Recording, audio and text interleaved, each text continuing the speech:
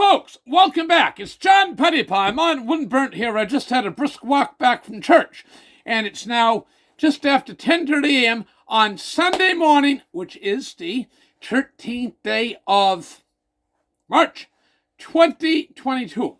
Now, this morning I'm going to talk about oil, and the title of today's video is Oil and Why It'll Be High for Quite a While. What do you like hearing this on Sunday morning? It's oil! And why it's high, going to be high, it's high now, and it'll be high for quite a while. It'll fluctuate somewhat, but it'll be at the higher end of the range. And Jesus often talked in the Bible of parables. So I taught of this here. I'm going to use orange juice. This is Our Compliments, which was on sale, so I bought a bunch of it. Our Compliments orange juice. And you see the container is full. All right, it's full. That's nice. Okay, that can be oil. The lantern is full. The lantern is full. Okay. Now, this here is another container of Sobeys Our Compliments juice, and it's less than half full. It's been used, and people want Sunday morning. You might be having your breakfast a little bit later, and you want orange juice. There's demand for that juice. Even though it's a full one here, soon as this is gone, that won't be long with me around.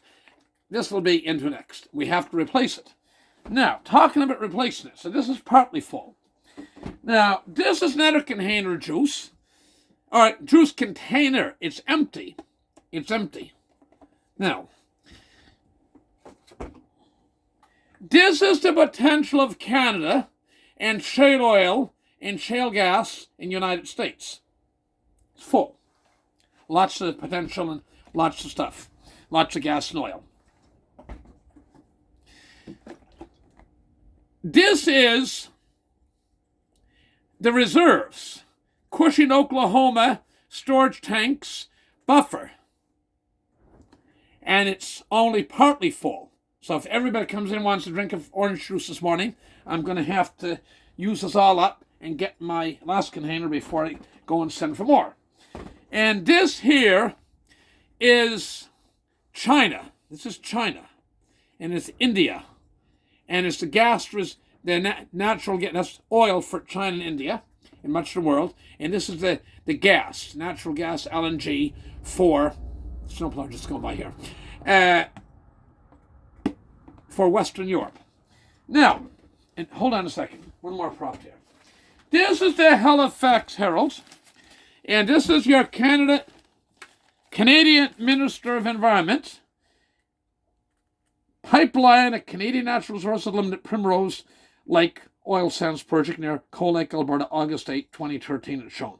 Now we have here the Canadian Natural Resources Minister, one Jonathan Wilkinson. Oh, he's a smartass. And now they also mention in here, they mention the same article, Trans-Canada Pipeline, which next to Enbridge in the United States they have Kinder Morgan. Trans-Canada Pipeline is one of the largest transporters of gas and oil. Now, the president of the company, now, maybe he's not that bright. He's the president of this huge utility, and I'm being sarcastic. I think the man that runs that outfit is very capable and knows his stuff, and he didn't just get off the turnip truck yesterday to become president. He's saying that the pipelines are at the capacity. You can't pump more gas, pressurize them much more. You can tweak them a little bit with the oil if there's slack periods, run them at maximum pressure, so on.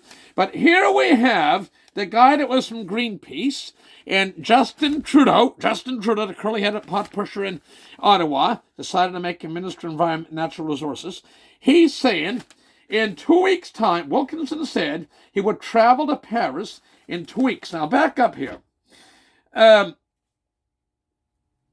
We are looking at whether a pipeline capacity, quote, is fully utilized such that we might be able to send incremental amounts of crude to the United States, which could then essentially go to Europe and help them with challenges that Europe faces. I'm going to repeat that. We are looking at whether our pipeline network is fully utilized such that we might be able to send incremental, I mean small amounts, incremental, crude to the United States, which then essentially would go to Europe and help them with the challenges that Europe faces. End of quote, said Natural Resources Minister John Wilkinson, said in a telephone interview.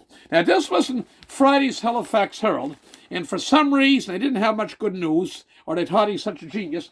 Again, in Saturday's Halifax Herald, they repeated the same damn article, as if we don't read something twice to understand. Now, Wilkinson said he would travel to Paris in 2 weeks for a meeting with the IEA, which stands for the International Energy Agency, where he'd get a better idea of Europe's needs. Well, better idea of Europe's needs. Now, interestingly, Germany has shut down most of their fleet of nuclear power plants. That's for electricity. And of course, these no electric cars. They're so green. But where does electricity come from for the electricity? It's got to be from nuclear, coal, natural gas, or in some cases, bunker. Okay, now, in an energy-starving world, you don't want to use too much of your crude oil as bunker to generate electricity, but use natural gas or LNG, more efficient way to transport Europe. They shut down, except for a few of their big ones, they shut down, essentially, most of their nuclear power. So they're burning coal in Germany. No hypocrisy there. And by the way, the Greens, what's called the Greens, Elizabeth May and her cohorts, and the lefties in the United States, AOC and all that bunch of little nutcases, okay? Calamity Camilla from California, no neck guy, little Adam shit, whatever. Bernie Sanders from Vermont. All these lefties and tree huggers and hate the oil industry crew, okay? All of them. They're burning coal. No hypocrisy there. And I'm going to digress here back to Greens. The Greens started in Europe as protesting Ronald Reagan. He had Pershing missiles mounted in trucks to protect West Germany against the Russians, the Eastern Bloc. And they didn't like that. And once, of course, communism fell by the intercession of God Almighty, saintly Ronald Reagan, Pope John Paul, now St. John Paul, and Margaret Thatcher. They went into be metamorphosized into an environmental movement. Britain decided they're not going to frack. I say, we not frack. They didn't even have reserves. They went in this heat and seas with no reserves. We'll depend upon the United States, or in Germany, they'll depend upon the Russians. Okay, the Russians. Okay, I would personally, if I had my way, what they did to the Jewish people and responsible for 50 million deaths in World War II, and people say this is nasty, we need to belt. It's not. Germany caused not one, but 2 world wars in the first half of the 20th century, which we just finished a short, hardly 22 years ago. The Kaiser, 1914 to 19, and Adolf Hitler, September 39 to May of 45. So between 1914 to 1939 is 25 years. When in 25 years, Germany, to their eternal shame, caused 2 world wars. So if they want to shut down the nuclear power plants, I say let them be cold. Okay? Let them be cold. Now, this morning, we're up to 2.5, 2.6, 2.7 million people in Ukraine have fled into the women and children and very elderly into Poland, Moldova, into Hungary, and many other countries. So don't feel sorry for yourselves. If a few Germans have to share their fancy houses and apartments, turn down the gas, they're not going to starve to death. And the same in Britain. Okay, so now again, back to oil. I'm talking about oil essentially. This is oil that's available. This same little jerk decided, last week I made a video on it, he decided he's going to wait another 40 days to decide whether he'll approve a offshore oil field that's fully ready to go, because he got 118 letters from environmentalists.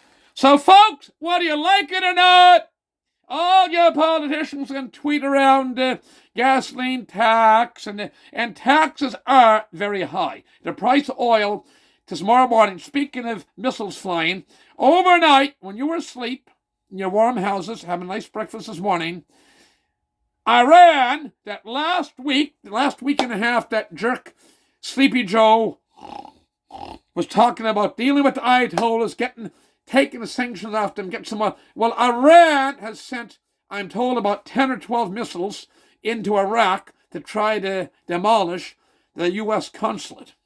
I'm going to repeat that. And that is what sets the price of oil. Last Friday, oil was down. Vladimir Putin said they're going to have peace talks with President Zelensky in Ukraine. And when the Russians talk that, it's just exactly opposite. And they said that they were taking their big convoy off the road, and they're going to approach Kiev, the capital of Ukraine, by 2 or 3 different points. Okay, so when the Russians tell you one thing, believe something else. Okay, and the Iranians, that Sleepy Joe has the nerve, and more than this, the stupidity, that you just can't believe those people. They're not to be trusted. Go to see Venezuela, go to see Iran. Now, interestingly, this little jerk talks about a pipeline. Well, there's a pipeline called Keystone XL, which is a lateral extension of, like another heart valve, in the main Keystone pipeline. And that would take something like 700,000 or 800,000 barrels of oil a day from Canada, safe Canadian crude, into the U.S. market. That's 700,000 or 800,000 barrels a day. Right now, depends on who you listen to, we're getting, the United States, we're getting 200,000 to 300,000 barrels a day out of Russia, but there's other stuff. There's gases, and there's condensates and other stuff. So we're essentially getting the equivalent of 500,000 barrels of oil a day from Russia. Okay, that's bad. Now, there's also 90% of oil, fortunately, in the United States is produced on privately owned lands for the people of mineral rights, and at the high price oil now, if you can produce drill oil and get it at cash cost, cash in price, $30, $40 a US a barrel, and you can sell it for $90 or more, well, you don't have margin problems there. So that will pick up. It doesn't come immediately. And there was some federal lands in the Balkan, which is the Balkan in North Dakota. It's beautiful shale oil. And Joe Biden, the day he got in, he overturned President Trump allowing. President Trump was going to allow some drilling in federal lands, and the federal government gets royalties, and people get jobs from it, and so on. So that would have been 500,000 a day. So when you have stupid people, Germany, the Krauts, the Germans shut down their majority of their nuclear power plants and decided to depend upon the Russians. And there's a bit of oil, and there's certainly gas in Western Europe if they wanted to drill and frack for it. There is gas in Western Europe. If you go back 15 years, the numbers have just reversed. About 30% of the European natural gas came from Europe. But it was produced domestically, be it Belgium, Holland, Germany. And then 15 years later, by 2007, they were producing 70% of their oil, natural gas, 30% was coming from Russia. Now, 15 years later, because they don't want to frack and they don't want to drill in the local area, Greens don't want to let them. Now, 70% comes from Russia. So the numbers have turned. It's like I take a $10 bill out of my pocket. This is a $10 bill. That represents the full demand. And at one point, they were taking and producing, of that $10 bill, they produced themselves Canadian loonie, which is like $2 US, and a 5. So 70% of that 100% need was produced domestically. Now it's reversed. They're only producing 30% domestically or from other sources, a toonie and a loonie, which is $3, and 70% is coming from Russia. So Russia now has them by the short and curlies. So with that, I've gone on way longer than I normally do, and you are going to be paying, folks, a high price for oil for a long time. It will fluctuate, Now, with missiles flying from Iraq overnight into, Iran into Iraq, I would say tomorrow morning, in all probability, it's a very touchy market, you'll probably see the price of barrel of oil go up $3 to $5 overnight. And the taxes are very high in oil, but they take its supply and demand. If we had 3 full containers of juice, we'd have lots of juice to give everybody orange juice this morning. But actually we have 1 full container, a partly full container, and an empty container. And so that is the world's oil reserves. And so anytime these bunch of bastards, Ecology Action Center, or Eco Justice, or Gretchen Fitzgerald, or Neil Young, all these tree huggers, give them the finger. In fact, give them the finger twice. Because you're going to... And I think of the people that right now this morning are cold in their homes throughout northeastern Nova Scotia and Atlantic Canada because they have to decide upon food, medicine, or oil. And this high-price oil is hurting grievously. If you're in the trucking business or forestry industry or a whole number of industries where where the cost of fuel is a major input into your cost structure, it's tough days right now. And if you're on a fixed income and that oil that cost you $400 or $500 is now costing you $1,000, went up to $800 last fall, this winter, and now it's costing you $1,000, $1,200. Your income did. There's a lot of people hurt because of this. But it goes back to, if you want full containers of juice in a parable or oil, you must drill and frack and fill up your reserves. With that, I gotta go. All the best. God bless. It was a lengthy video. I can't say all I have to say in a short time in this here one. All the best. God bless. Thank you. Bye for now.